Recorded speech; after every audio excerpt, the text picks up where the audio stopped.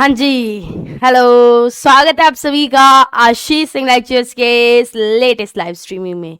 और जैसे कि आप सभी को पता है कि आज अपन chapter number 5 molecular basis of inheritance के बहुत सारे बहुत इंपॉर्टेंट एमसीक्यू क्वेश्चंस और शॉर्ट क्वेश्चंस करने वाले हैं। तो बिना किसी देरी के स्टार्ट करते हैं बेटा जी हमारे आज के इस धमाकेदार लेक्चर को। तो सबसे पहले तो very good morning to all of you, आप सभी को वेरी गुड मॉर्निंग। अब एक बार फटाफट से चैट सेक्शन में आप सभी लोग मुझे बताएंगे audio video everything is perfect, yes और नो, एंड देन हम हमारे आज के इस धमाकेदार लेक्चर की धमाकेदार शुरुआत करेंगे।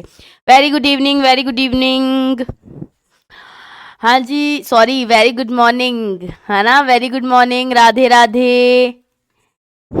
हाँ जी, जय श्री कृष्णा। एक बार अब मुझे आप सभी लोग फटाफट बताएंगे चैट सेक्शन में कि ma'am audio video everything is perfect, yes और नो।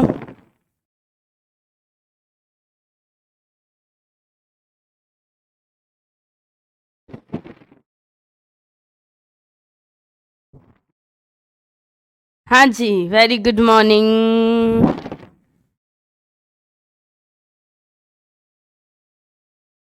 चलो जी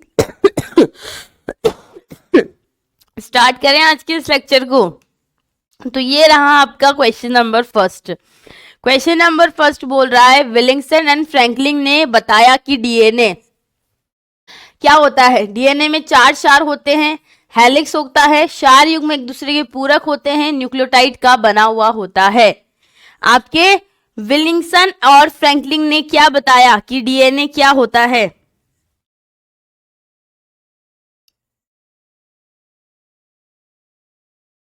हाँ जी, एवरीथिंग इज परफेक्ट। आंसर दीजिए फर्स्ट क्वेश्चन का। मॉरिस और विलिंगसन ने क्या बताया कि डीएनए क्या होता है।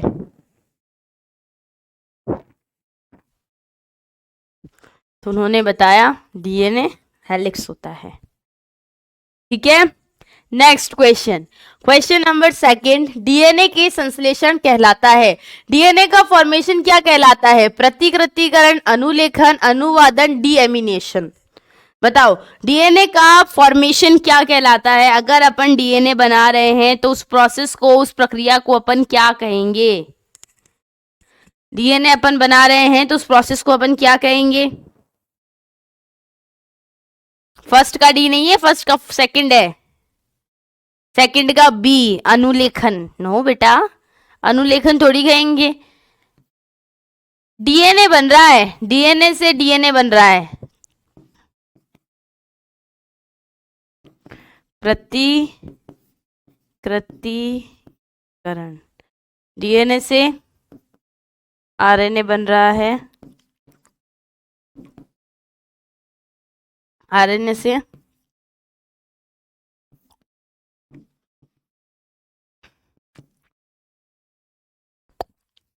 क्या पूछा है क्वेश्चन में।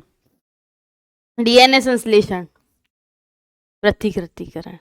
Question number third, genetic code का नाम किससे प्रस्तावित किया गया है।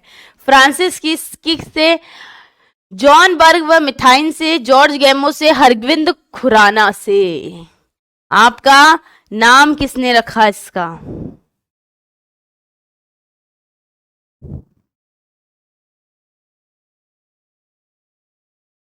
इसका नाम किसने रखा आनुवंशिक कोड का।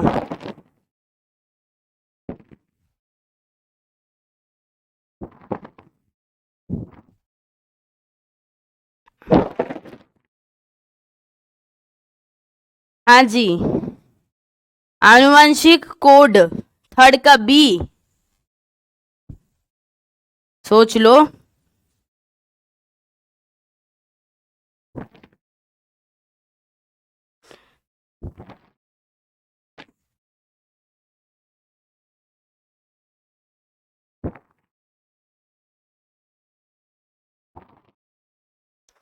जॉर्ज गैमो के द्वारा। Next question number fourth, chromosome के अंदर डीएनए का प्रतिकृतिकरण अर्ध संरक्षी होता है।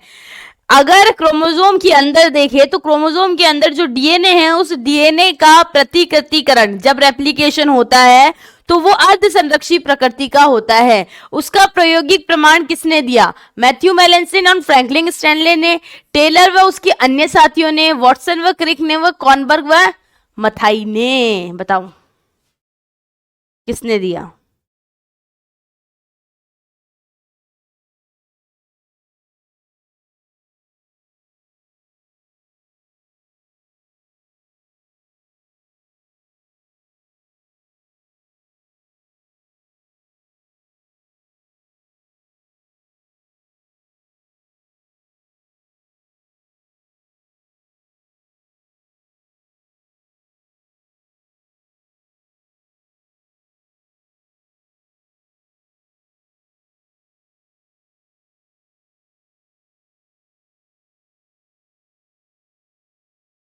बताइए। बिल्कुल सही बात है, मैथ्यू मेलेंसन और फ्रैंकलिन स्टैनले ने। ठीक है, टेलर और उसके साथियों ने भी दिया था, बट इन्होंने क्रोमोसोम लेवल पे बताया था। इन्होंने बताया था कि क्रोमोसोम का जब वो रेप्लिकेशन होता है तो वो अर्धसंरक्षी प्रकृति का होता है। क्वेश्चन नंबर 5, जेनेटिक कोड का समापन कोडोन है। स्टॉप कोडोन के बारे में पूछा है कि स्टॉप कोडोन कौन सा है? यूएए, यूएजी, यूजीए या फिर उपरोक्त सभी? स्टॉप कोडोन कौन सा है?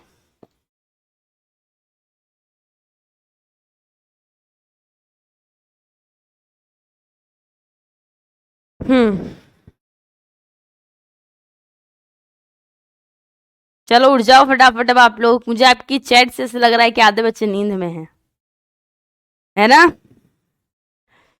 5th का डी, बिल्कुल सही बात है। इसको याद करने का एक तरीका बताती हूँ। यू ए ए, फिर यू ए के बाद में जी लगा दो, फिर यू जी ए।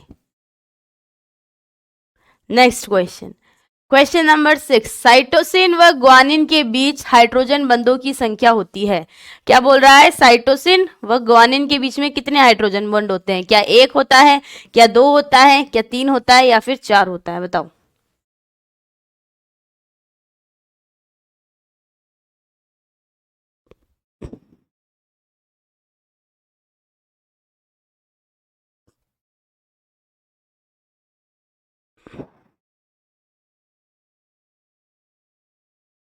कोई बात नहीं खुशबू, अब स्टार्ट कर दो। कितने होते हैं? 3। एडेनिन और थाइमिन के बीच में 2, तो लिख दो 3 H bond, 2 H। Question number 7, त्रिक प्रकूट का अर्थ है कि 3 क्षार उपस्थित हैं। कोडोन का अर्थ है कि कोडोन 3 क्षार GAC उपस्थित है। कहां पर उपस्थित है? mRNA पे, tRNA पे, प्रोटीन में या फिर उपरोक्त सभी? ये कोडोन कहां पर उपस्थित होते हैं? बताएंगे ये कोडोन कहां पर उपस्थित होते हैं?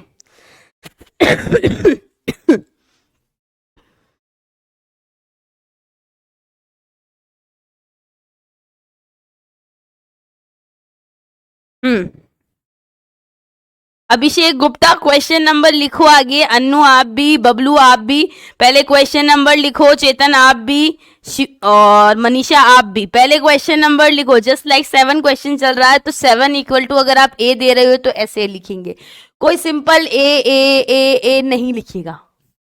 ठीक है, इसका आंसर क्या है? ए। कि जो mRNA होता है उस mRNA पे 3 के क्रम में GAC, GGA, GAC 3 के क्रम में नाइट्रोजनी क्षार उपस्थित होते हैं। ठीक है,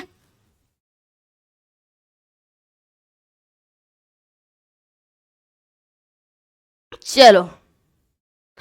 अरे बेटा जी, कोडोन की बात हो रही है। कोडोन आपका याद रखना, कोडोन प्रेजेंट होता है mRNA पे, और वहीं इसका जो एंटी कोडोन है वो प्रेजेंट होता है tRNA पे। तो फर्स्ट आएगा आंसर, है ना? एंटी कोडोन के बारे में नहीं पूछा है। क्वेश्चन नंबर 8, आनुवंशिक डिक्शनरी में कुल कोडोन की संख्या कितनी है? 3 है, 20 है, 64 है, 1 है। बताओ टोटल कोडोन कितने हैं?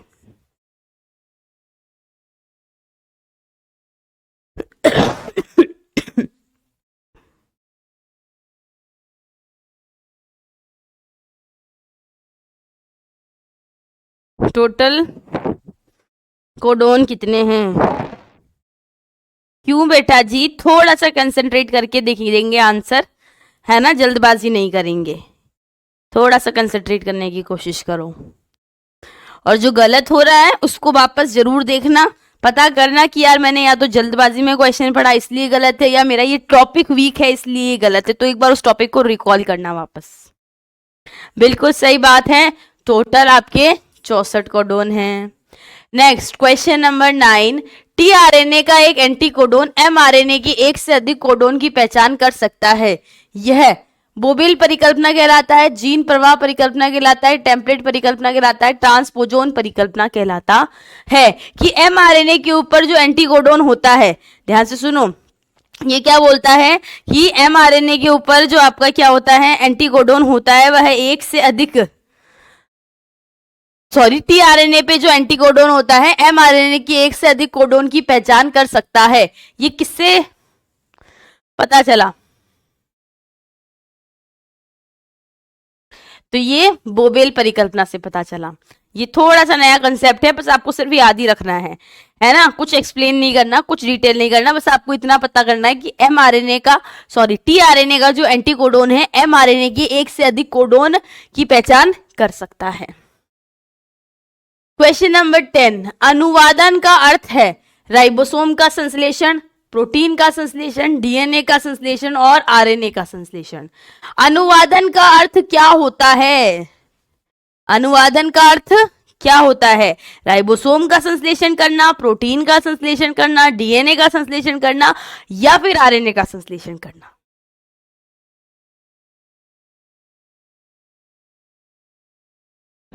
बताओ।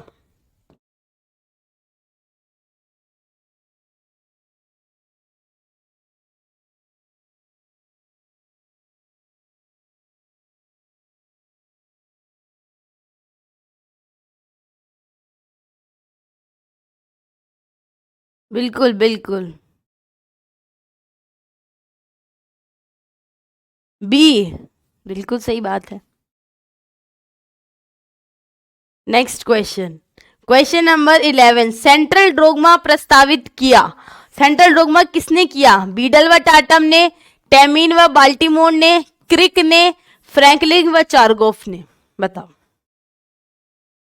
आपका सेंट्रल डोग्मा की नामक संकल्पना किसने प्रस्तुत करी? सेंट्रल डोग्मा के बारे में किसने बताया? आंसर कैसे देंगे? अगर आपका फर्स्ट है तो 11 इक्वल टू ए, सेकंड है तो 11 इक्वल टू बी, थर्ड है तो 11 इक्वल टू सी, और फोर्थ है तो 11 इक्वल टू डी।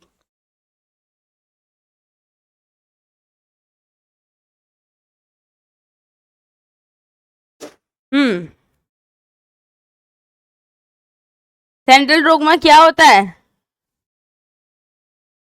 ये पूरा प्रोसेस सेंट्रल डोग्मा है। डीएनए डीएनए बना सकता है, डीएनए आरएनए बना सकता है, आरएनए प्रोटीन बना सकता है। इस पूरी कल्पना को सेंट्रल डोग्मा ही कहते हैं। क्रिक ने बताया।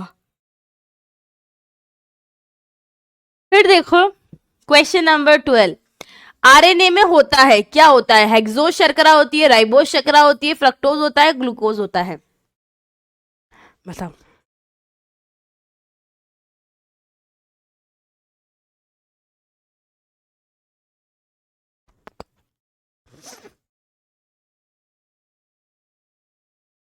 आरएनए में कौन सी शर्करा होती है?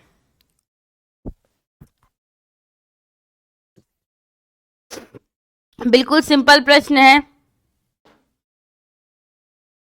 आरएनए में कौन सी शर्करा होती है? सबसे पहले आंसर दिया है पूजा ने, B, very good, ribose sugar होती है 5 कार्बन की, C5H10O5। क्वेश्चन नंबर 13, टेमिनिज्म का अर्थ है अनुलेखन, अनुवादन, व्युत्क्रम अनुलेखन, व्युत्क्रम अनुवादन। व्युत्क्रम अनुलेखन मतलब रिवर्स ट्रांसक्रिप्शन। बताओ क्वेश्चन नंबर 13।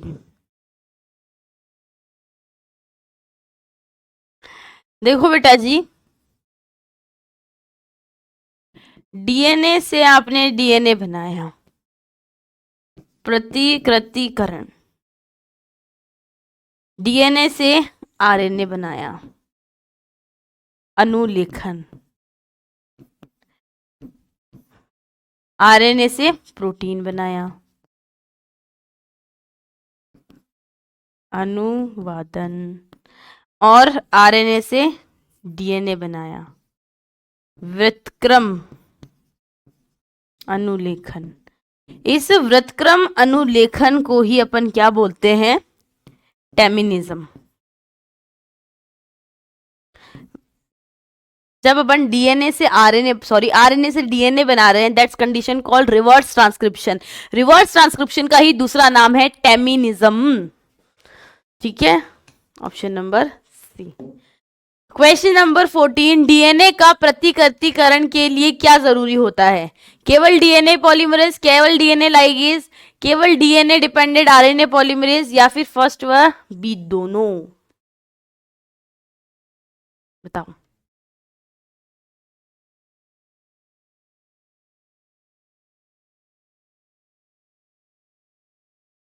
डीएनए प्रतिकृतिकरण के लिए क्या चाहिए हमको? और उम्मीद करती हूँ क्वेश्चन सोल्व करके बहुत मजा आ रहा होगा आप लोगों को। फटाफट एक बार चैट सेक्शन में हो जाए हैशटैग जिद कर, फटाफट से। डीएनए रेप्लिकेशन के लिए बहुत सारे एंजाइम चाहिए। सबसे पहले चाहिए D helicase enzyme, single stranded binding protein, topoisomerase, DNA polymerase, RNA polymerase, है ना, लाइगेज एंजाइम। तो एक एंजाइम नहीं चाहिए, तो ऑप्शन नंबर बी, ये भी चाहिए, ये भी चाहिए। ऑल ऑफ दिस होता तो वो भी कर देते हैं। क्वेश्चन नंबर 15, डीएनए में न्यूक्लियोटाइड का व्यवस्थापन के बारे में आपको क्या जानकारी मिलती है? डीएनए में न्यूक्लियोटाइड के व्यवस्थापन के बारे में अपन को जानकारी कहां से मिलती है? एक्सरे क्रिस्टलोग्राफी से, इलेक्ट्रॉन माइक्रोस्कोप से, अल्ट्रा सेंट्रीफ्यूजन मशीन से, और अल्ट्रासाउंड से। बताओ।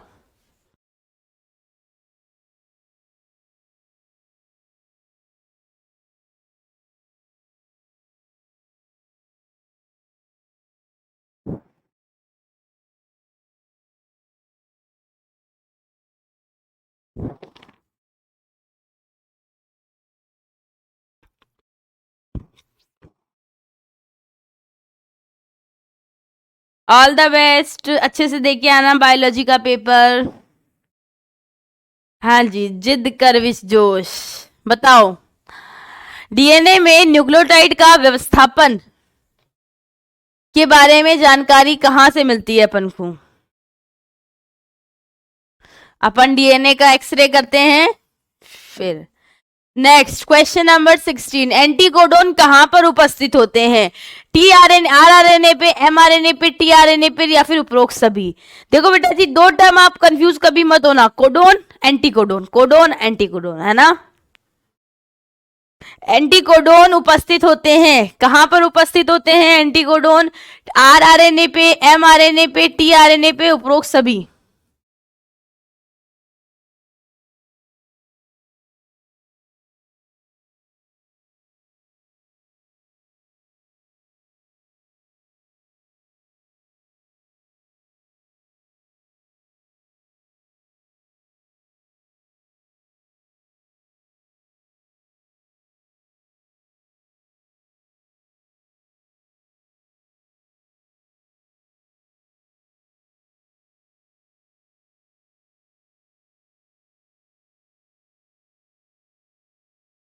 टीआरएनए पे।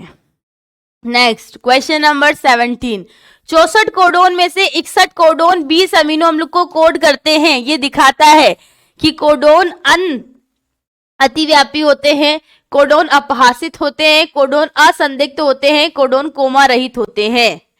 कि 64 कोडोन में से आपके 61 कोडोन 20 अमीनो अम्ल का निर्माण करते हैं।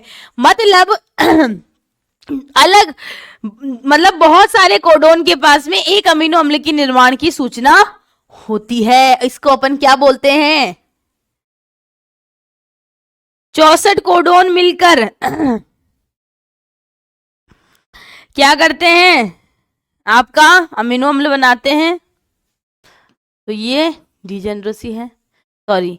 देखो बेटा जी, टोटल 64 कोडोन है, जिसमें से 3 तो आपके स्टॉप कोडन है।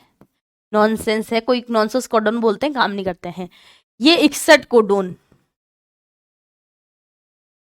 20 एमिनो एसिड बनाते हैं।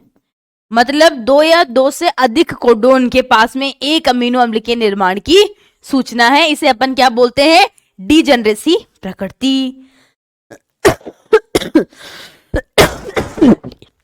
सॉरी, ज्यादा ही है तो कंफ्यूजन दूर करने के लिए अपन ये डायग्राम लगा लेते हैं।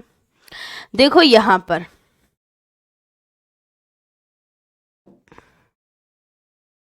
यू यू यू ये फिनाइल एनालिन बना रहा है, U U C phenylalanine बना रहा है ना। तो 2 या 2 से अधिक कोडोन एक ही प्रकार का अमीनो एसिड बना रहे हैं। जैसे कि देखो, G U G valine amino acid बना रहा है, जी यू सी वेलिन बना रहा है, जी यू ए वेलिन बना रहा है, G U G valine amino acid बना रहा है।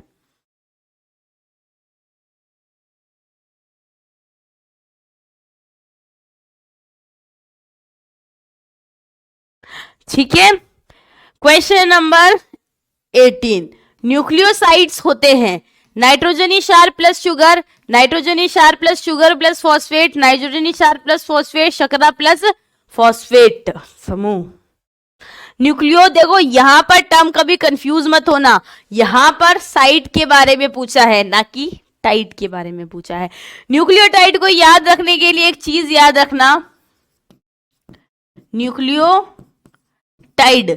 न्यूक्लियोटाइड बेटा जी यहाँ पे ये शब्द आ रहा है टाइड, ये किससे मिलकर बना होता है? फैशन से मिलकर बना होता है। एफ मतलब फॉस्फेट समूह,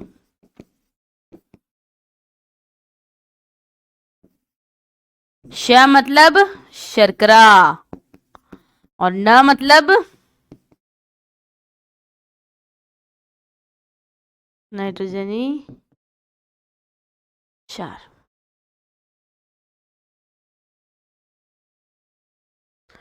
ठीक है, वही यहाँ न्यूक्लियोसाइड के बारे में पूछा है, तो ये दोनों मिलकर न्यूक्लियोसाइड बनाते हैं। Option number A. Question number 19, DNA के ऐसे भाग जो अपनी स्थिति बदलने में सक्षम है। डीएनए का कौन सा भाग जो अपनी स्थिति बदलने में सक्षम है? एक्सॉन, इंट्रॉन, सिस्ट्रोन, ट्रोपोजोन, बताओ।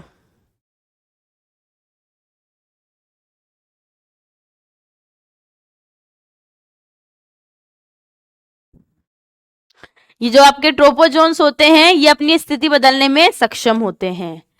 क्वेश्चन नंबर 20, डीएनए प्रतिकृतिकरण में डीएनए पॉलीमरेज का कार्य क्या है? डीएनए श्रृंखला को काटना, डीएनए रज्जु को पहले तोड़ना फिर जोड़ना, प्रूफ रीडिंग करना, या फिर पेप्टाइड बॉन्ड बनाना। किसका काम पूछ रहा है? डीएनए पॉलीमरेज का काम पूछ रहा है। डीएनए पॉलीमरेज क्या करता है? क्वेश्चन मैं नहीं बताऊंगी, आप बताओ आंसर। चंदन का बर्थडे है, wish you very happy birthday Chandan Kumar. Life में खूब आगे बढ़ो, खूब तरक्की करो और ऐसे ही घर वालों का नाम रोशन करते रहो। हाँ जी दीपिका, बताइए।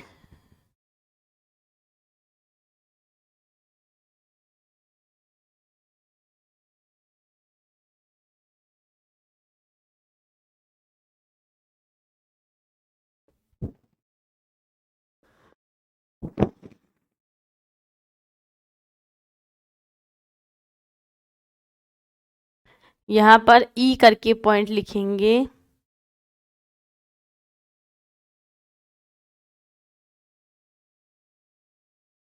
डीएनए के नए रज्जु पर न्यूक्लियोटाइड जुड़ता है, तो आंसर आपका ये वाला ही होगा।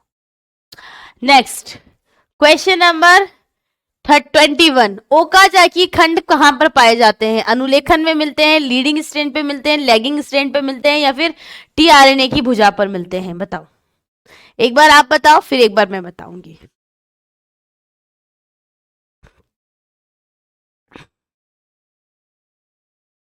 देखो बेटा जी, आपको पता है जब अपन डीएनए का रेप्लिकेशन करते हैं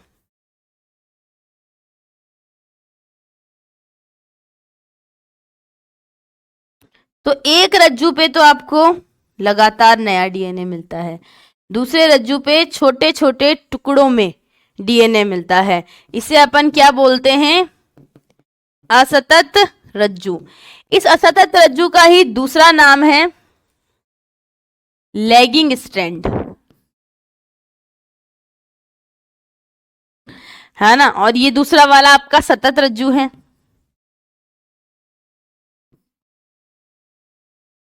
इस सतत रज्जू को अपन बोलते हैं लीडिंग स्ट्रैंड। अब इस असतत रज्जु पे डीएनए जो छोटे छोटे खंडों में मिलता है ना, तो डीएनए के इन छोटे छोटे खंडों को ही अपन क्या कहते हैं? ओकाजाकी खंड करते हैं। जो कहां पर मिलते हैं अपन को? असतत रज्जु पे मिलते हैं, लैगिंग स्ट्रैंड पे मिलते हैं। ठीक है, नेक्स्ट क्वेश्चन, क्वेश्चन नंबर 22। अनुलेखन के लिए क्या आवश्यक है? CAAT box, promoter, DNA polymerase, DNA ligase. अनुलेखन के लिए अपन को क्या चाहिए?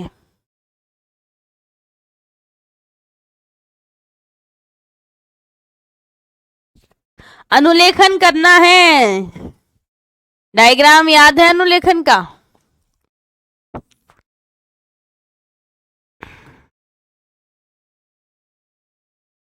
कहां से स्टार्ट होगा अनुलेखन? प्रमोटर क्षेत्र से।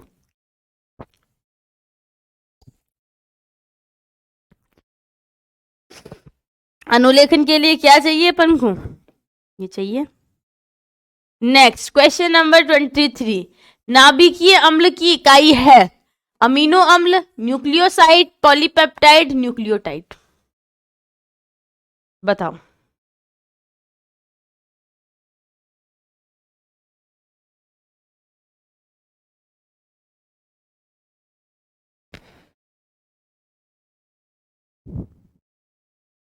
ट्वेंटी थ्री का बताइए। नाभिकीय अम्ल की इकाई है, नाभिक अम्ल बोलो या फिर आप इसको बोल सकते हो न्यूक्लिक अम्ल, है ना। इसी का दूसरा नाम लिख लो न्यूक्लिक।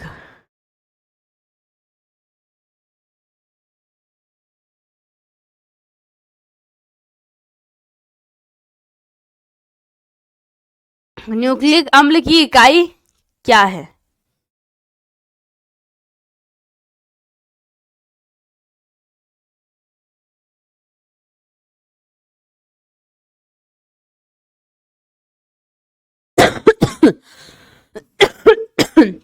न्यूक्लिक अम्ल की इकाई क्या है? न्यूक्लियोटाइड है। फिर देखो क्वेश्चन नंबर 24। ओपेरॉन ने दमनकारी प्रोटीन का संश्लेषण करने वाली जीन लैक ओपेरॉन मॉडल के अंदर दमनकारी प्रोटीन कौन सा जीन बनाती है? Promoter gene, regulator gene, operator gene, या फिर स्ट्रक्चरल जीन? कौन सी जीन बताई थी आपको यहां पर इसके अंदर?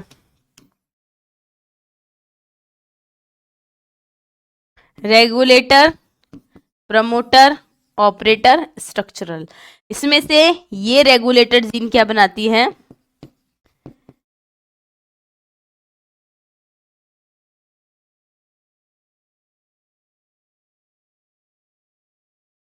दमनकारी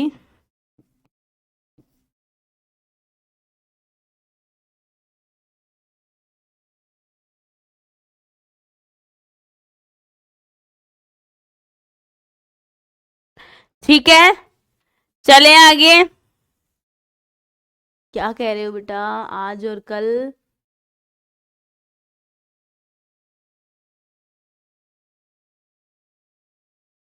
बाद में जरूर देख लेना, है ना। ऐसा नहीं है कि आज चलो मान लो आपने नहीं देखा, आपका एग्जाम है, बट जब भी आप फ्री हो इसको देख जरूर लेना, क्योंकि आज और कल का लेक्चर बहुत इंपॉर्टेंट है इस चैप्टर का।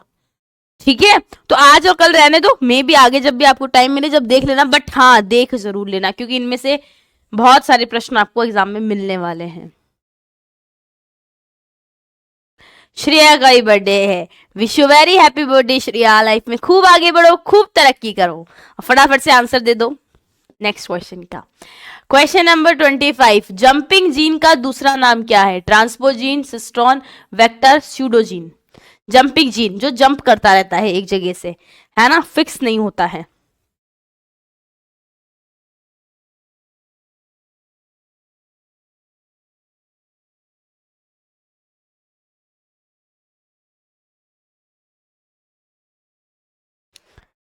ट्रांसपोजोन।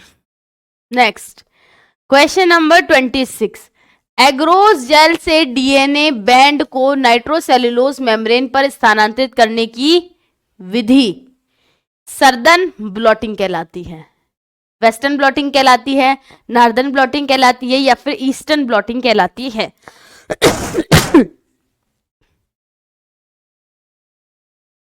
अब देखो बेटा, इस क्वेश्चन का यह आंसर याद रख लो ए। बाकी जब मैं आपको चैप्टर नंबर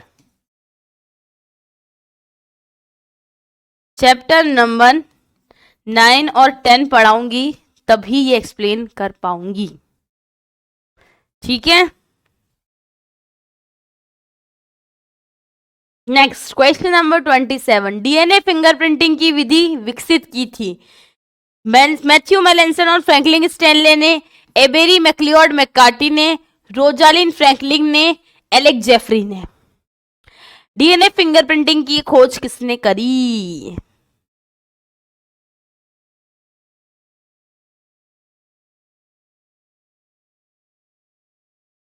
ये तो पढ़ा है अपन ने, एलेक्स जेफरी ने करी है। नेक्स्ट क्वेश्चन नंबर 28, सिग्मा कारक किसकी उप इकाई है? सिग्मा कारक किसकी उप इकाई है? DNA polymerase, RNA polymerase, DNA ligase, beta galactosidase. यहां पर एक स्ट्रक्चर होती है कोर भाग,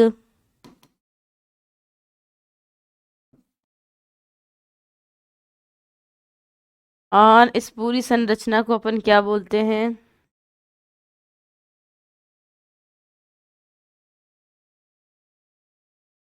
RNA polymerase.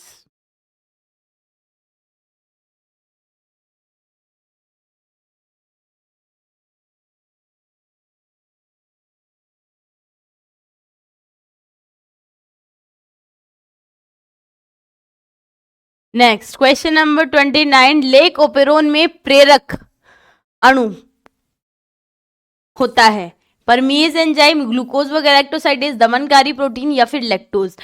Lake operon model में अपन प्रेरक किसको बोलते हैं? कल लिखवाया था मैंने आपको, प्रेरक किसको बोलते हैं? लेक का अर्थ क्या होता है? वही प्रेरक है आपका। राधे राधे बेटा। लेक का अर्थ क्या होता है? वही है आपका लैक्टोज। नेक्स्ट क्वेश्चन नंबर 13, अनुलेखन के समय आरएनए पॉलीमरेज सबसे पहले डीएनए की किस भाग से जुड़ता है?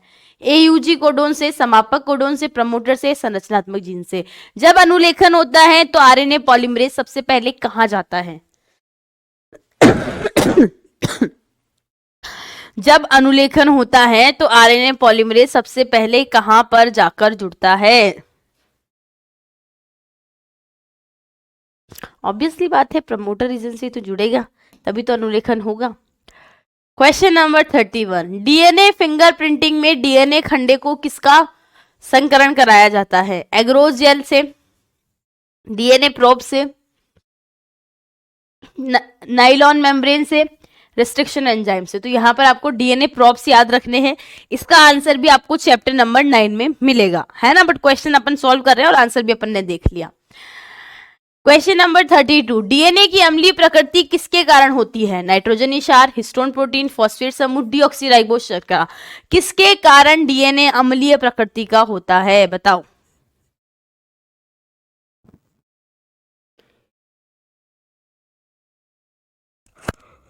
किसके कारण डीएनए अम्लीय प्रकृति का होता है?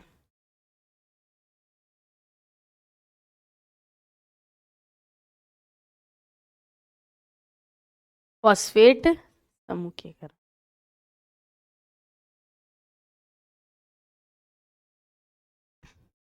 क्वेश्चन नंबर 33, ग्रिफिथ ने अपने प्रयोग में क्या काम में लिया? Escherichia coli, Pseudomonas, pneumococci, Clostridium. Griffith ने अपने एक्सपेरिमेंट में क्या काम में लिया?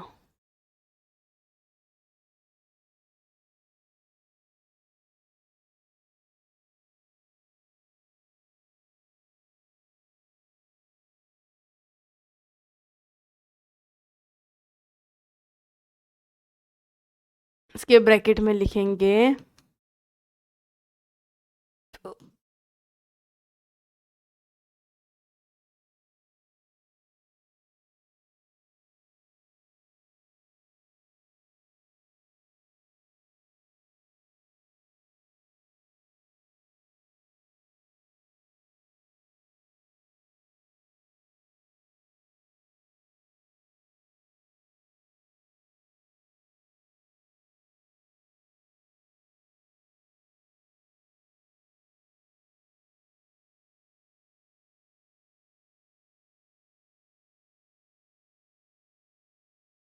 ठीक है।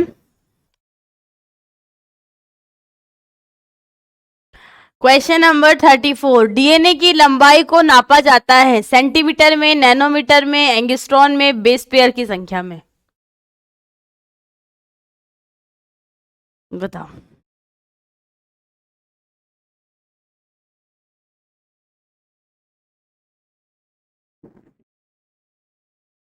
याद रखना, बेस पेयर की संख्या में।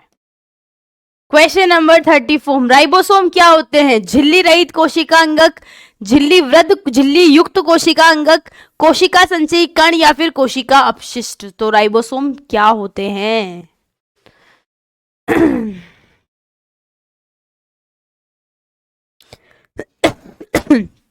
बताइए।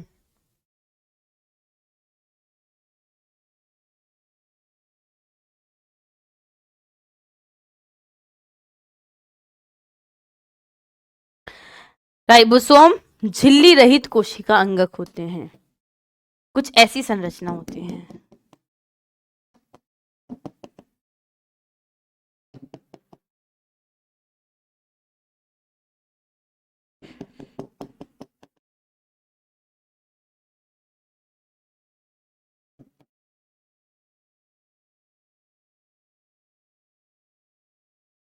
नेक्स्ट, राइबोसोम स्थल है प्रोटीन संश्लेषण का, लिपिड संश्लेषण का, शर्करा निर्माण का, वसा उपापचय का। राइबोसोम में क्या होता है? राइबोसोम में क्या होता है?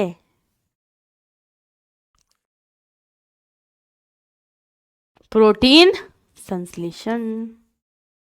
क्वेश्चन नंबर 37, राइबोसोम की बड़ी इकाई व छोटी उप इकाई किस प्रकार होती है? 20s, 60s, 60s, 40s, 50s, 40s, 80s, 70s। देखो बेटा जी, अगर आपका 70s राइबोसोम है तो इसकी उप इकाई क्या होगी?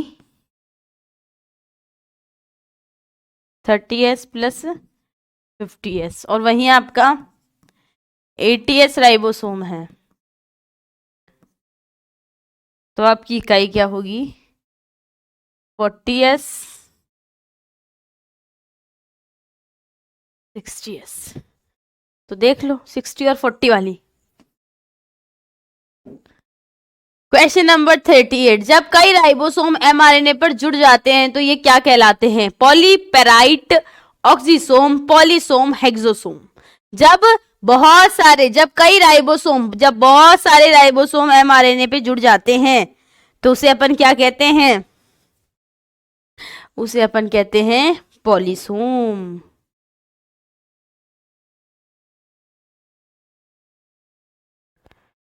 ठीक है।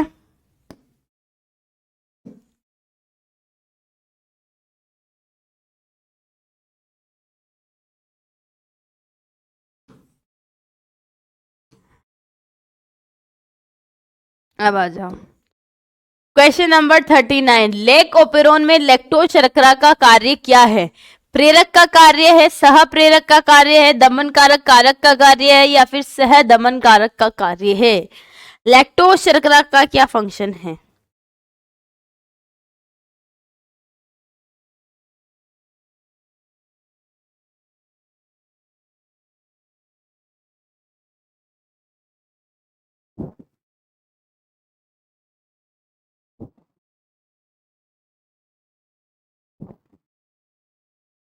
बता। लेक ओपेरोन में लैक्टोज शर्करा का कार्य क्या है?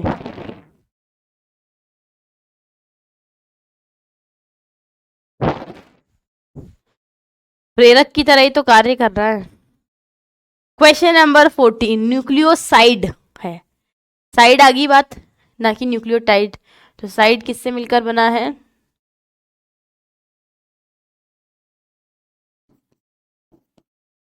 शर्करा प्लस नाइट्रोजनस बेस।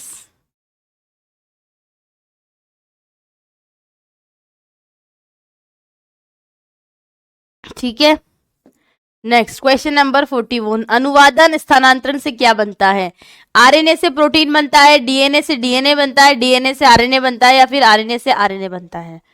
अनुवादन। एक होता है अनुलेखन, डीएनए से डीएनए बनना रेप्लिकेशन, डीएनए से आरएनए बनना अनुलेखन, और आरएनए से प्रोटीन बनना अनुवादन। तो आरएनए से प्रोटीन बनना अनुवादन। Next question number 42। आरएनए अणु में थाइमिन का विस्थापन। देखो बेटा जी, डीएनए में आपका थाइमिन होता है, बट आरएनए के अंदर ये थाइमिन किससे रिप्लेस्ड हो जाता है? ग्वानिन से, यूरेसिल से, साइटोसिन से, एडेनिन से। बताओ, डीएनए आरएनए में थाइमिन के स्थान पर क्या मिलता है? आरएनए में thymine replaced by uracil. RNA में थाइमिन नहीं होता है, थाइमिन के स्थान पर यूरेसिल होता है। Next question, question number 43। संदेशवाहक आरएनए का निर्माण होता है केंद्रक में, राइबोसोम में, गोल्गी में, एंडोप्लाज्मिक रेटिकुलम में। संदेशवाहक आरएनए बोले तो एमआरएनए। एमआरएनए का निर्माण कहां पर होता है?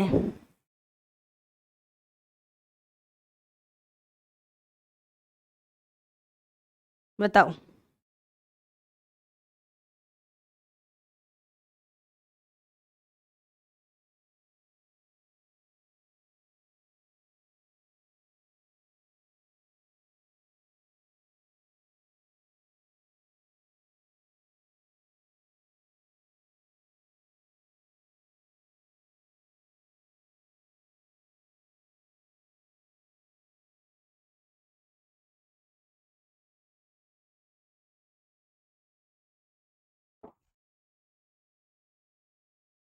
Option number A.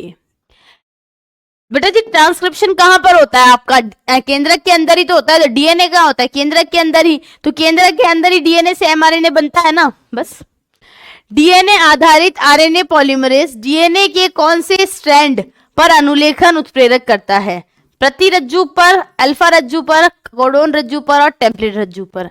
डीएनए आधारित आरएनए पॉलीमरेज कहां पर वर्क करेगा?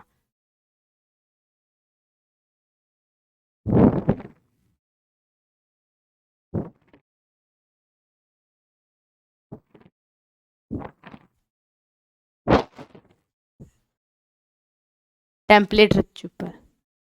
Question number 45। निम्न में से किसमें अर्धसूत्री विभाजन नहीं होता है? पादप में, जंतु में, दोनों में, जीवाणु में? किसमें अर्धसूत्री विभाजन नहीं होता है?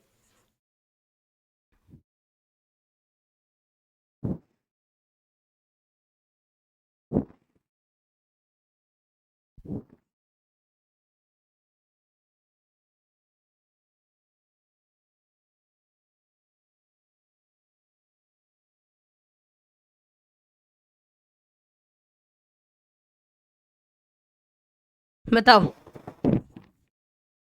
जीवाणु में। Next question number 46। निम्न में से कौन सी पॉलीमेरिक नहीं है? प्रोटीन, न्यूक्लिक अम्ल, पॉलीसेकेराइड, लिपिड।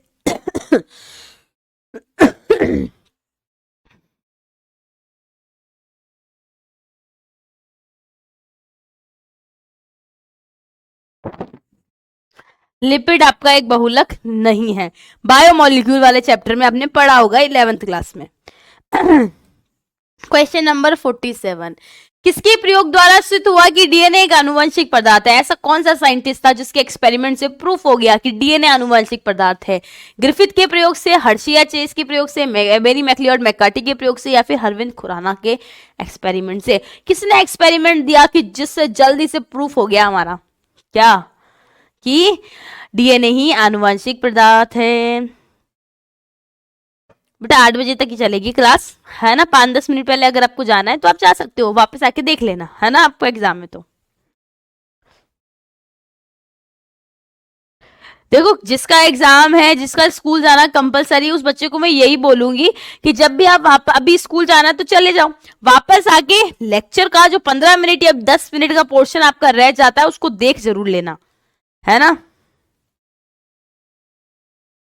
हर्षी और चेस से। क्वेश्चन नंबर 48, सही विकल्प का चूज कीजिए। टीएच मॉर्गन ने ट्रांसडक्शन बताया, F2 इंटू अप्रभावी जनक डायहाइब्रिड क्रॉस कहलाता।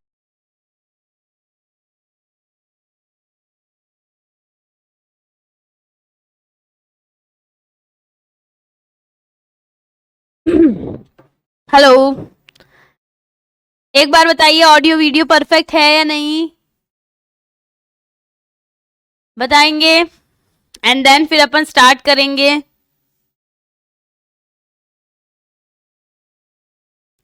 बताइए एक बार चैट सेक्शन में, ऑडियो वीडियो परफेक्ट है, यस और नो? हाँ, नेटवर्क इशू रिजॉल्व हो चुका है, ठीक है। तो क्लास को स्टार्ट करते हैं वापस। मैडम कहाँ थी? मैडम यही थी, नेटवर्क इशू हो गया था। इस क्वेश्चन का आंसर बताओ, चलो। हाँ, वो है कि हमारी क्लास छूटी नहीं, बस रिजॉल्व हो गया इशू।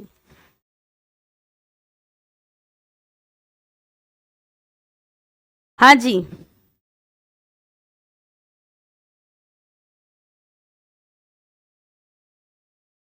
बताइए इस क्वेश्चन का answer.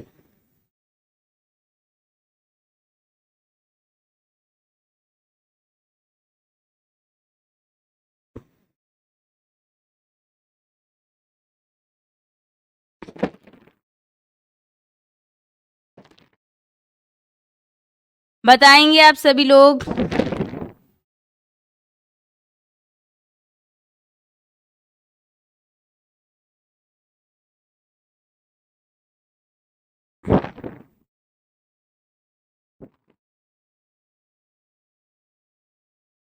Option number C. Next question, question number 49, DNA की अर्ध संरक्षी द्विगुणन का प्रायोगिक प्रमाण सर्वप्रथम किसमें देखा गया? पौधे में, जीवाणु में, कवक में, विषाणु में? डीएनए की अर्ध संरक्षी प्रकृति का जो एक्सपेरिमेंट है, जो किसमें देखा गया सबसे पहले?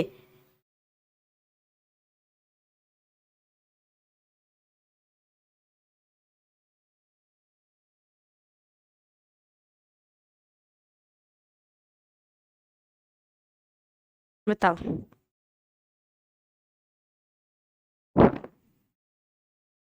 जीवाणु के अंदर देखा गया था, जीवाणु में भी, इकोलाई के अंदर। नेक्स्ट क्वेश्चन नंबर 15, सही विकल्प का चयन कीजिए। मैथ्यू मेलेंसन और फ्रैंकलिन स्टैनले ने पाइसम सेटाइवम पर कार्य किया। हर्शी और चेज ने तंबाकू मोजक पर कार्य किया। एलेक्स जेवरी ने स्ट्रेप्टोकोकस न्यूमोनी पर कार्य किया। वहीं जेकब व मोनार्ड ने लेक ओपेरोन पर कार्य किया। ये सारे आपके इंपॉर्टेंट पीवाईक्यूज हैं, जो लास्ट में अपन कर रहे हैं ना अब, ये सारे आपके इंपॉर्टेंट पीवाईक्यूज हैं। जेनेटिक मॉडिफाई ऑर्गेनिज्म, जीएमओ का फुल फॉर्म है, इसका डी है। नेक्स्ट क्वेश्चन, क्वेश्चन नंबर 51, निम्न में से कौन से दो क्रियात्मक समूह शर्करा का लक्षण है?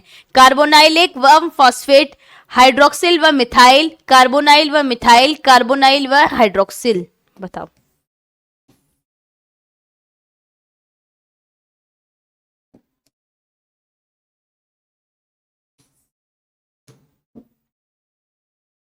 क्रियात्मक समूह शर्करा के लक्षण हैं।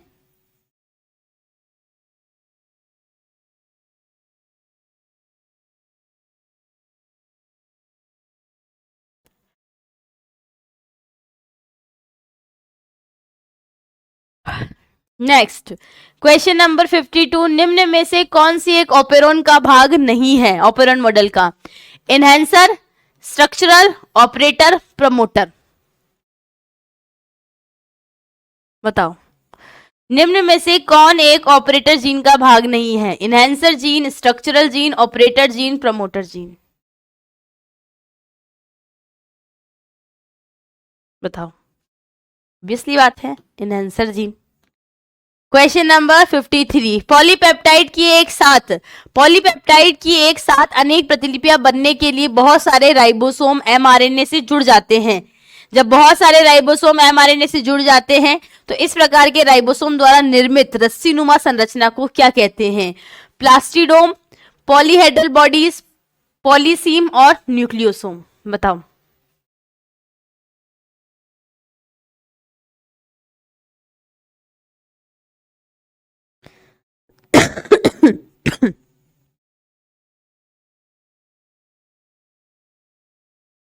नेक्स्ट एंड लास्ट क्वेश्चन, गुणसूत्र बने होते हैं यूक्रोमेटिन के, हेटेरोक्रोमेटिन के, दोनों के, या फिर इनमें से कोई नहीं?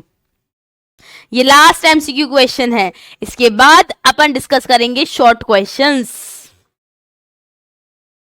अब नेटवर्क इशू नहीं है बेटा, नाम नहीं लेने का नेटवर्क इशू का, क्या पता किस पल नेटवर्क इशू हो जाए, है ना। और मैं नहीं चाहती हूं आपकी क्लास 1% भी खराब हो।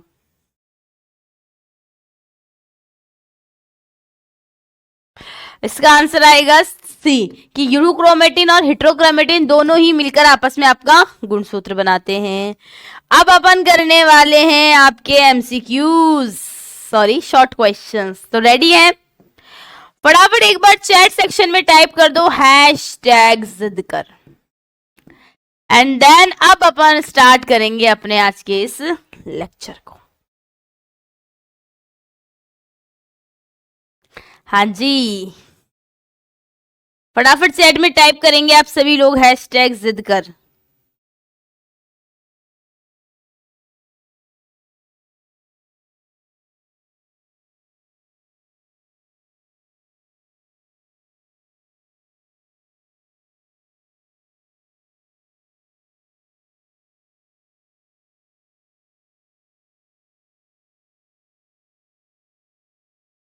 वेरी गुड, शानदार शानदार शानदार। चलो जी, क्वेश्चन नंबर फर्स्ट, डीएनए की लंबाई को किस रूप से परिभाषित किया गया है? अगर अपन को डीएनए की लंबाई निकालनी है तो क्या फॉर्मूला लगाएंगे अपन? डीएनए की लंबाई निकालनी है तो क्या फॉर्मूला लगाएंगे, बताया था, याद है कुछ?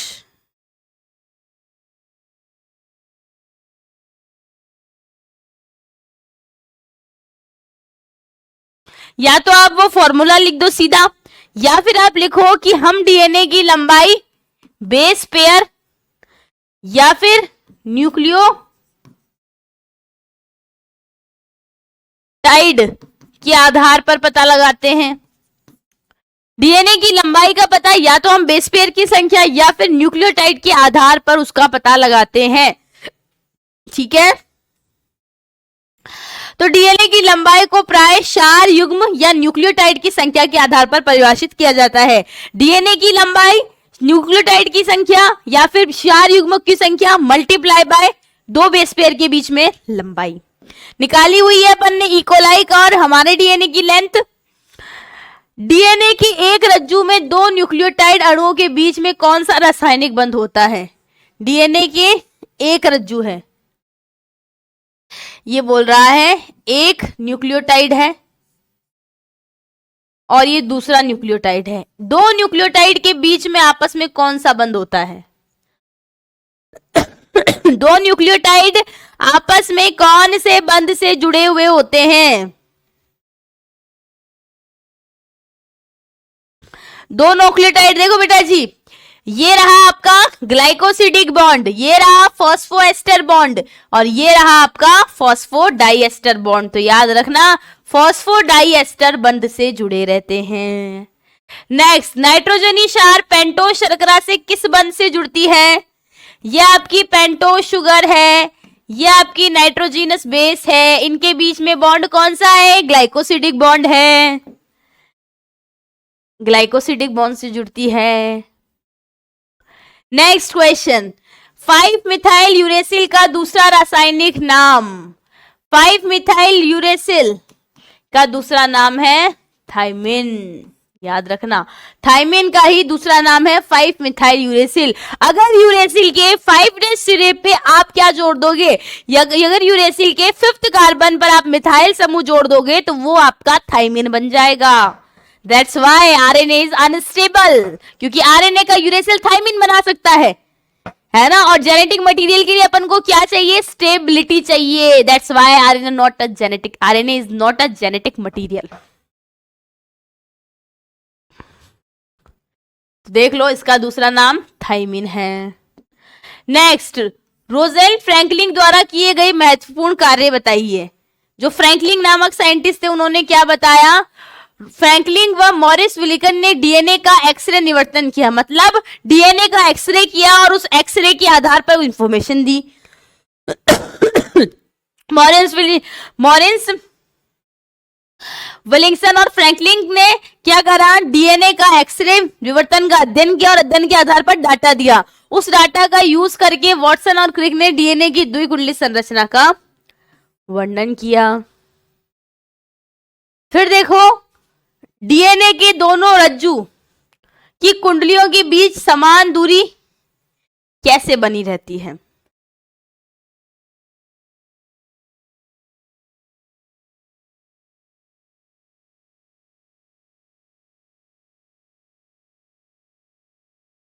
यहाँ पर adenine equal to thymine, guanine equal to cytosine, cytosine equal to guanine, guanine equal to cytosine, thymine equal to adenine, adenine equal to guanine.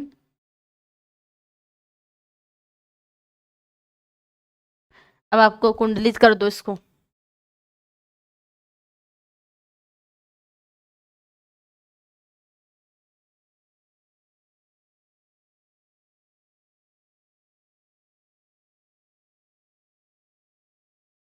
ऐसे तो इसके बीच में ये जो बेस पेयर है और इसके जो बॉन्ड है ना, इसके कारण तो देखो डीएनए की दोनों कुंडलियों के बीच में 4 युग्म स्थित होते हैं, बेस पेयर स्थित होते हैं।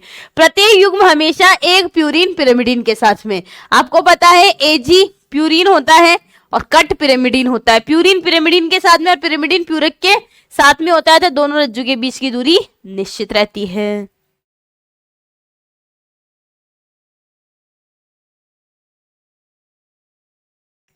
फिर देखो, डीएनए की द्विकुंडली संरचना के स्थिरता के कोई कारण। सबसे पहला है एच बॉन्ड, बताया था स्थायित्व प्रदान करता है, और 4 युग्म के तल एक के ऊपर एक होता है, एक बेस पेयर, फिर उसके ऊपर एक, फिर एक के ऊपर एक, इसलिए क्या रहती है, स्थिरता रहती है। ठीक है। नेक्स्ट क्वेश्चन, उस आणविक जीव विज्ञान का मूल सैद्धांतिक सेंट्रल डोग्मा किस वैज्ञानिक द्वारा प्रस्तावित किया गया। आपका सेंट्रल डोग्मा वाली परिकल्पना किसने प्रस्तुत की बेटा जी, वॉटसन क्रिक ने प्रस्तावित की। ठीक है, वॉटसन क्रिक। क्वेश्चन नंबर 9, न्यूक्लियोसोम मॉडल में हिस्टोन अष्टक के बाहर स्थित हिस्टोन प्रोटीन का नाम। यह आपका हिस्टोन प्रोटीन है।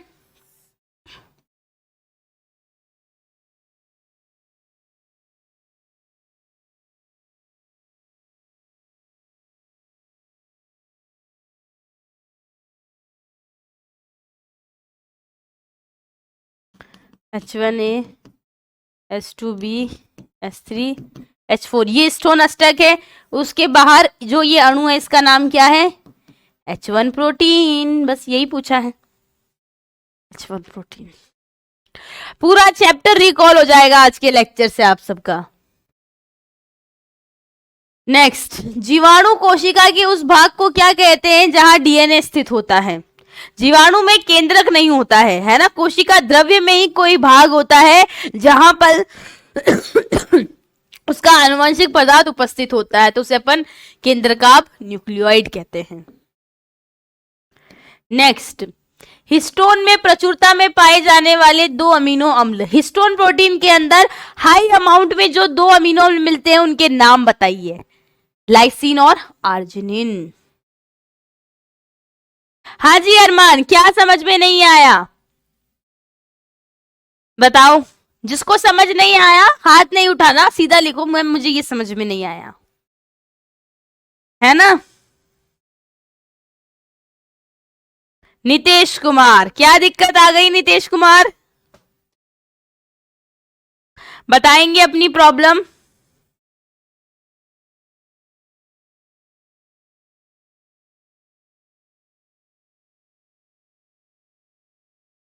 बेटा जी समझना क्या है, क्या नहीं समझ में आया, कौन से क्वेश्चन का आंसर समझ में नहीं आया। ये सब अपन ने पढ़ रखा है, जो चैप्टर के अपन ने 5 पार्ट पढ़े थे, day 1 day 2 day 3 day 4 day 5, total 5 part में इस पूरी चैप्टर की थ्योरी पढ़ी है, बस उसी से रिलेटेड क्वेश्चंस है।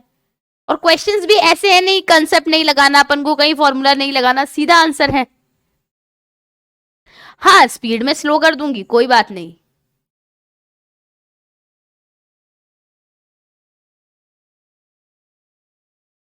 चलो इसका आंसर बताओ, दो amino acid,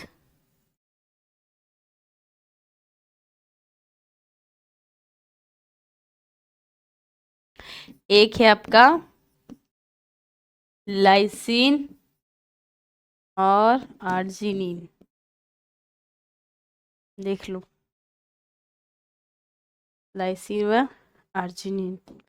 next question number 12, एक न्यूक्लियोसोम में डीएनए के कितने बेस पेयर होते हैं, एक न्यूक्लियोसोम में, बताया था।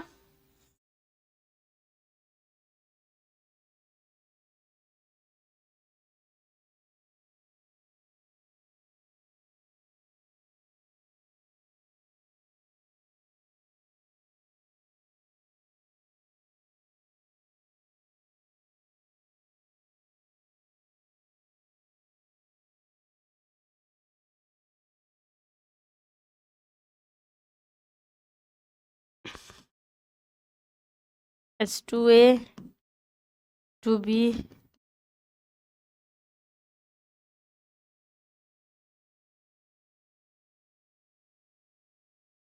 यहाँ पर यस,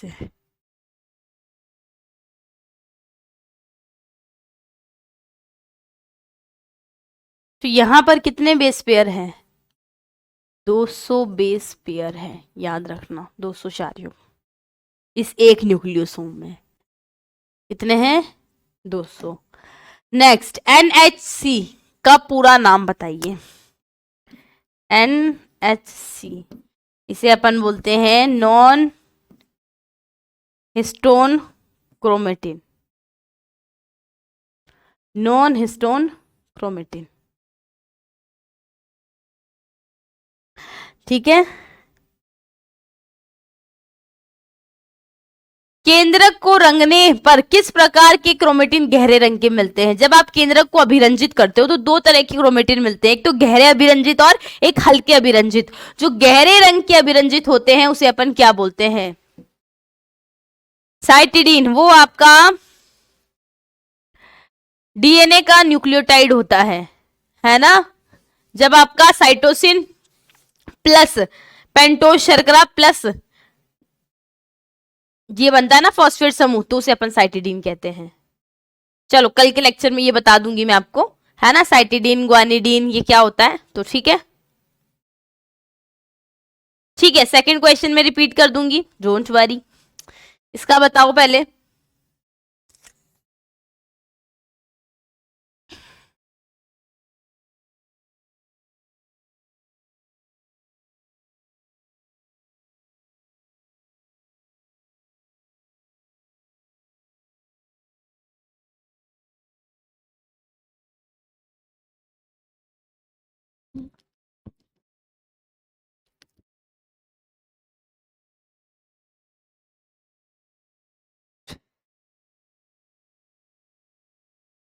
इसमें बोलते हैं हेटेरोक्रोमेटिन जो होता है वो गहरे रंग का अभिरंजित होता है, वहीं यूक्रोमेटिन जो होता है वो हल्का अभिरंजित होता है, ये चीज याद रखना। सेकंड क्वेश्चन, सेकंड क्वेश्चन में क्या पूछा है कि दो नाइट्रोजन मतलब न्यूक्लियोटाइड के बीच में, जैसे कि ये आपका एक न्यूक्लियोटाइड है और ये दूसरा न्यूक्लियोटाइड है, दो न्यूक्लियोटाइड के बीच में कौन सा बंध उपस्थित होता है? तो याद रखना दो न्यूक्लियोटाइड के बीच में यहां पर आपका फॉस्फोडाइएस्टर बॉन्ड होता है, बस यही तो है इसमें। Next question number 15, Avery MacLeod McCarty के द्वारा रूपांतरित सिद्धांत के उपचार में प्रयोग किया गया कौन सा एंजाइम रूपांतरण नहीं रोक सकते हैं? मतलब एबेरी मैक्लियोड मैककार्टी ने ट्रांसफॉर्मिंग प्रिंसिपल का केमिकल नेचर बताया कि एक पीढ़ी से दूसरी पीढ़ी के अंदर, मतलब S strain, heat kill S strain से जो लिविंग आर स्ट्रेन के अंदर जा रहा है वो क्या है ना, उसके लिए उसने कौन सा एंजाइम जो लिया जिसने रूपांतरण को नहीं रोका? एक तो डीएनएज और प्रोटीएज ने नहीं रोका, तो देखो डीएनएज के प्रयोग से डीएनए विघटित हो जाता है, तो रूपांतरण की प्रक्रिया में कोई फर्क नहीं पड़ता है। ठीक है। क्वेश्चन नंबर 16, जीवाणु भोजी के किस भाग में सल्फर पाया जाता है और फॉस्फेट का अभाव होता है? जीवाणु भोजी बनाते हैं, ये उसकी संरचना, आनुवंशिक पदार्थ, संरचना किसकी बनी है? ये उसके बाहर कैप्सिड मिल रहा है, ये कैप्सिड क्या है? प्रोटीन का आवरण, और इस प्रोटीन के आवरण में आपका सल्फर उपस्थित होता है।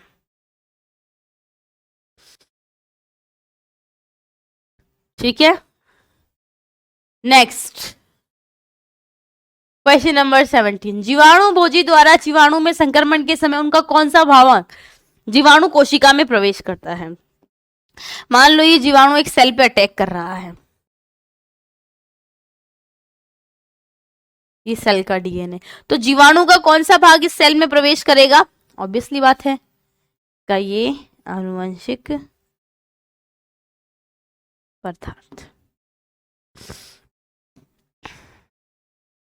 डीएनए आनुवंशिक पदार्थ। क्वेश्चन नंबर 18, तंबाकू मोजेक वायरस में आनुवंशिक पदार्थ क्या होता है? ये तो आपको याद रखना पड़ेगा, आरएनए होता है। बताओ, क्लियर है इतना? हाँ, डीएनए में फॉस्फेट समूह में फॉस्फेट है। हाँ जी पूजा गुप्ता, बताइए, यहां तक किसी को कोई दिक्कत, कोई समस्या, कोई प्रॉब्लम?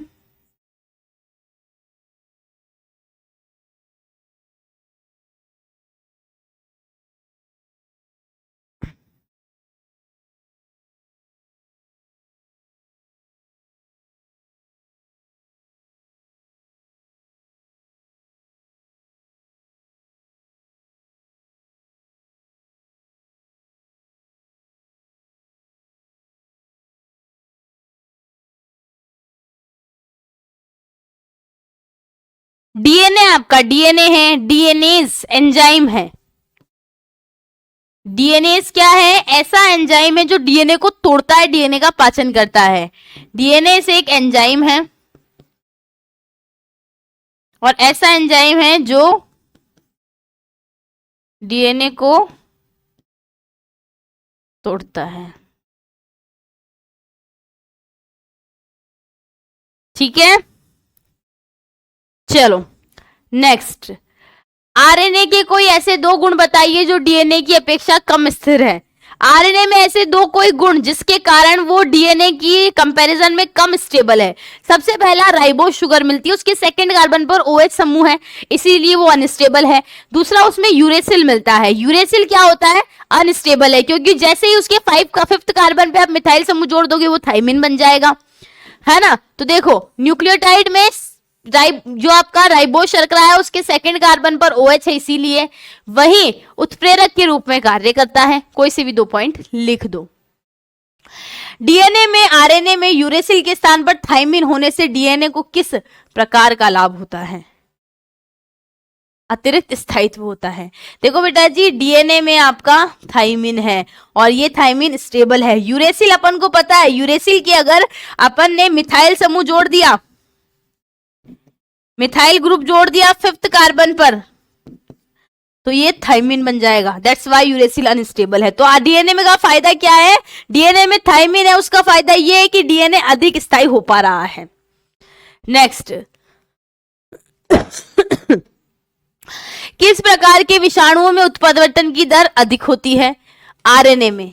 जो ऐसे वायरस जिसके अंदर जेनेटिक मटेरियल आरएनए है, उसमें उसकी दर अधिक होती है ना। ऐसे वायरस जिसके अंदर आनुवंशिक पदार्थ आरएनए है, वहां पर उत्परिवर्तन की दर अधिक होती है।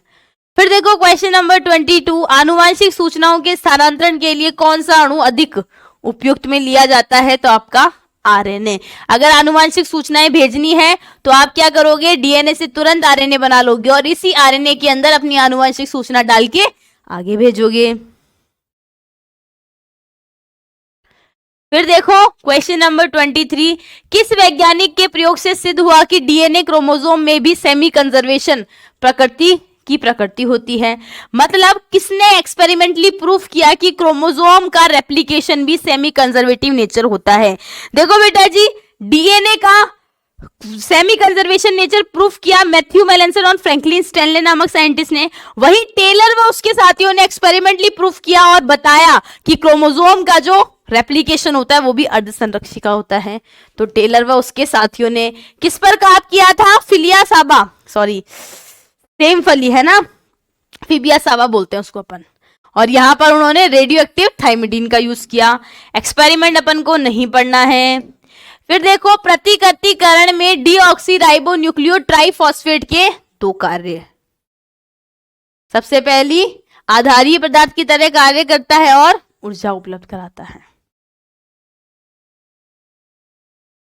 डीएनए प्रतिकृतिकरण में प्रयोग में होने वाले 2 एंजाइम का नाम, कोई सा भी नाम लिख दो।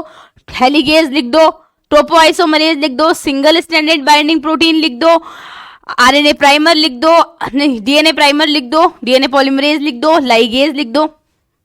मुस्कान, क्या हुआ?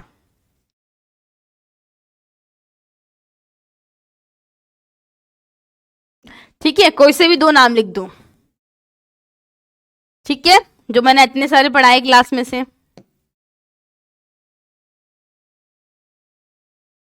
डीएनए रेप्लिकेशन के बाद अगर कोशिका विभाजन ना हो तो क्या होगा? मान लो ये कोशिका है, ये डीएनए था, अब डीएनए की कॉपी बन गई, परंतु ये कोशिका विभाजित नहीं होगी, तो इसे अपन क्या बोलेंगे? बहुगुणिता आ गई है, पॉलीप्लॉइडी आ गई है। अनुलेखन में संरचनात्मक जीन के दोनों ओर स्थित विशिष्ट अनुक्रमों के नाम बताइए। देखो बेटा जी, सिंपल सोबर डायग्राम ले, ये रहा अपना डायग्राम। ये संरचनात्मक जीन है, तो इसके इस वाले 5' सिरे की ओर प्रमोटर, इधर ये आपका प्रमोटर और इधर समापक क्षेत्र है। बस ये बीच का संरचनात्मक जीन है, ये संरचनात्मक जीन है, ये समापक क्षेत्र है, ये प्रमोटर क्षेत्र। ठीक है, फिर देखो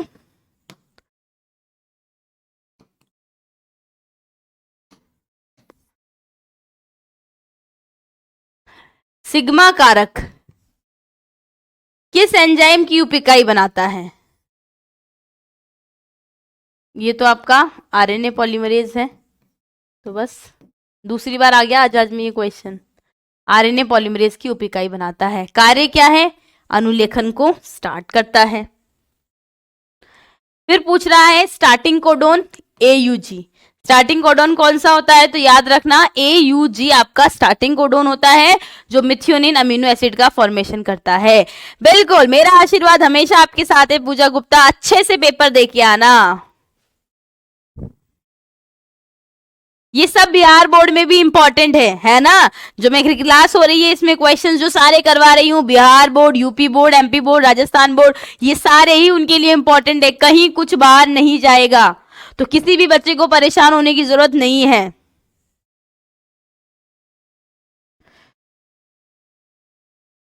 क्वेश्चन नंबर 30, एंटीकोडोन किस रासायनिक अणु पर पाया जाता है? आपको पता है आपका जो कोडोन है हमेशा mRNA पे मिलेगा, और जो आपका एंटीकोडोन है वो tRNA पे मिलेगा।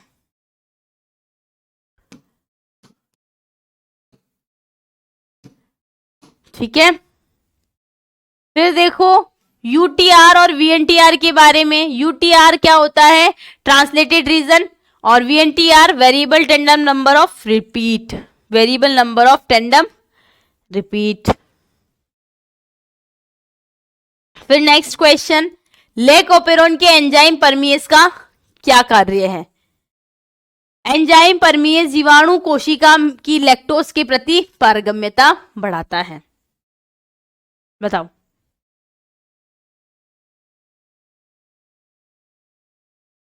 हाँ जी, बिल्कुल हो जाएगा, डोंट वरी नितेश कुमार। हाँ जी, पूजा साहू, सबके पास आशीर्वाद है मेरा कि इंग्लिश का पेपर, बायो का पेपर, सबका पेपर अच्छा होगा। क्वेश्चन नंबर 33, मानव जीनोम प्रोजेक्ट में सबसे बड़ी जीन कौन सी है? आपकी डिस्ट्रोपिन जीन, जिसके ऊपर 2.4 मिलियन बेस होते हैं।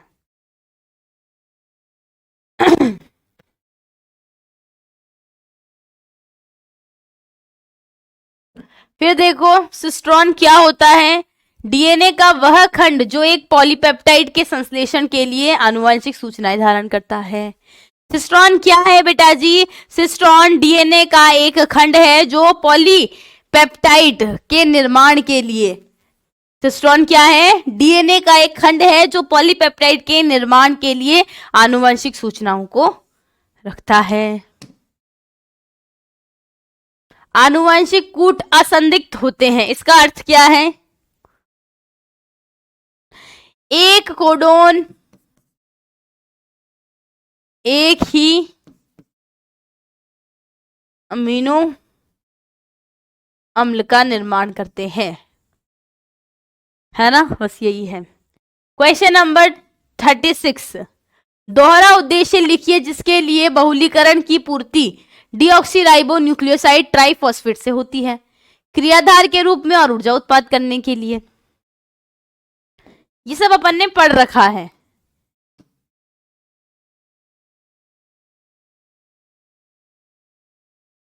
इस क्वेश्चन को छोड़ दो। फिर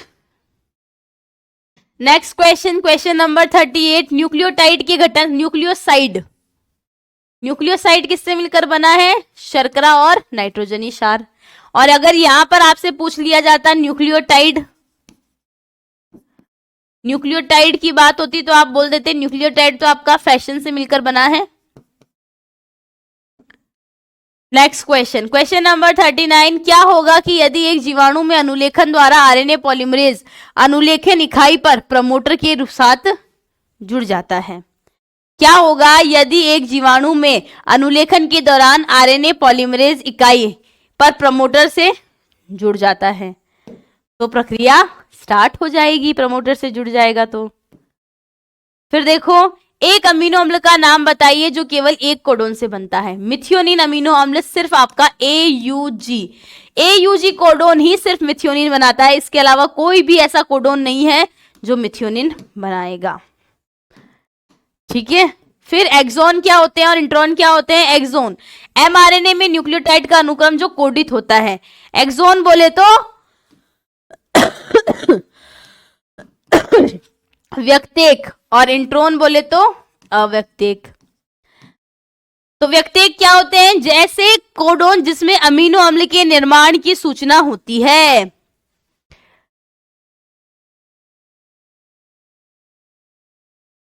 जी बिल्कुल, सारे चैप्टर का टेस्ट होगा। और अव्यक्तेक जिसमें इंट्रॉन एक आरएनए का प्रतिलोम का गैर कोडित भाग है जिसमें इंफॉर्मेशन नहीं होती है। फिर देखो, केंद्रक में क्रोमेटिन के अनुलेखन के लिए सक्रिय क्षेत्र, क्रोमेटिन का कौन सा भाग अनुलेखन के लिए एक्टिव होता है? तो यूक्रोमेटिन जो आपका हल्का अभिरंजित है। फिर आता है डीएनए की अपेक्षा आरएनए अभिक्रियाशील होते हैं, क्योंकि बेटा जी आरएनए के अंदर सेकंड कार्बन पर OH उपस्थित होता है, इसीलिए ये अधिक सक्रिय होते हैं। फिर देखो कोडिंग डीएनए रज्जु के एक भाग में निम्नलिखित न्यूक्लियोटाइड मिल रहा है। सिस्टर डीएनए खंड की प्रतिलोम बनता है, और देखो ये मिल रहा है ना, और एमआरएनए पॉलीन्यूक्लियोटाइड को अनुलेखित करता है। तो एक सेकेंड,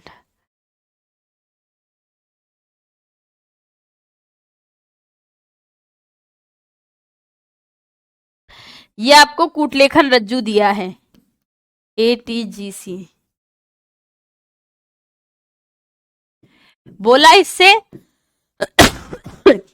टेम्पलेट बनाओ, उसका कॉम्प्लीमेंट्री बना दो TACG, ये आपका कोडिंग रज्जु। ठीक है, तो ये कोडिंग रज्जु आ गया। अब इससे बोल रहा है कि इस कोडिंग रज्जु से एमआरएनए बनाओ, तो ये कोडिंग रज्जु है TACG, तो इसका एमआरएनए बना दो, एडेनिन यूरेसिल ग्वानिन साइटोसिन, ये एमआरएनए हो गया बस। और आज की क्लास का हमारा लास्ट क्वेश्चन, डीएनए बहुरूपता के दो अनुप्रयोग, आनुवांशिक मानचित्रण व डीएनए आनुवंशिकी में। इसी के साथ आज का लेक्चर समाप्त होता है। अब किसी भी बच्चे को कहीं पर भी कोई भी डाउट हो, बहुत सारे क्वेश्चंस किए हैं, 55 उधर किए हैं, 45 इधर किए हैं, अप्रोक्स 100+ क्वेश्चंस किए हैं, इनमें कहीं पे भी किसी को कोई भी दिक्कत, कोई भी डाउट,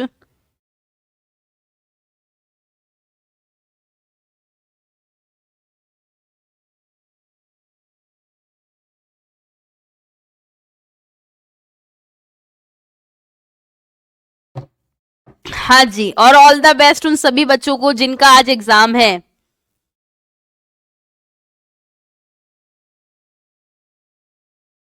बैकलॉग क्यों हो गया बेटा जी?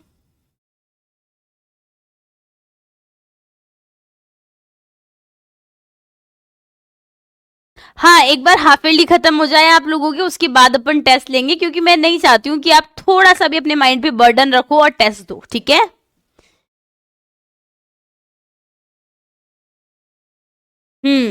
ठीक है। अब आज तो अपन ने एमसीक्यूज और शॉर्ट क्वेश्चंस किए हैं, कल अपन इस चैप्टर के लॉन्ग क्वेश्चंस भी करेंगे, तो कल का लेक्चर और भी शानदार होगा।